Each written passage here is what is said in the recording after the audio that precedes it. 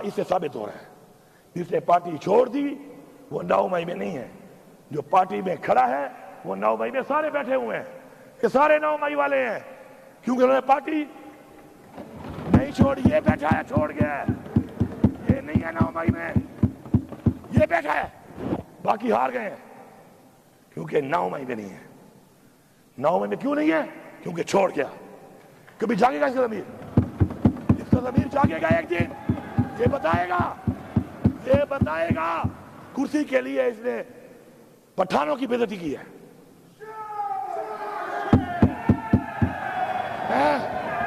न करें भाई, आप न करें। मैं यहाँ पर वादे कर, आप बातें बोल लेना भाई, जवाब दे देना आप। मैं यहाँ पे कहना चाहता हूँ न करें ये मेरी पहली एक बात तय हो चुकी है।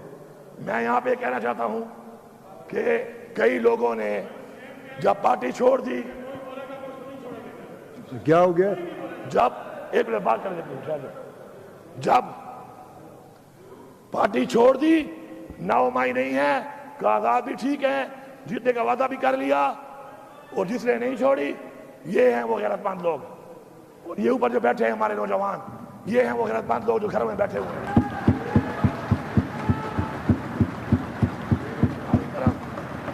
हमारी रिवायत है स्पीकर साहब, हमारी रिवायत है कि बुरे वक्त में छोड़ने वाला गद्दार होता है, बुज़दिल होता है।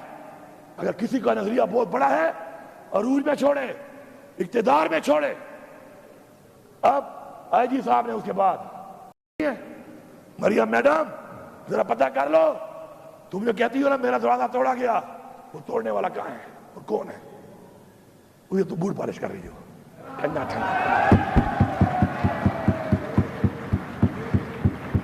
ये भी सर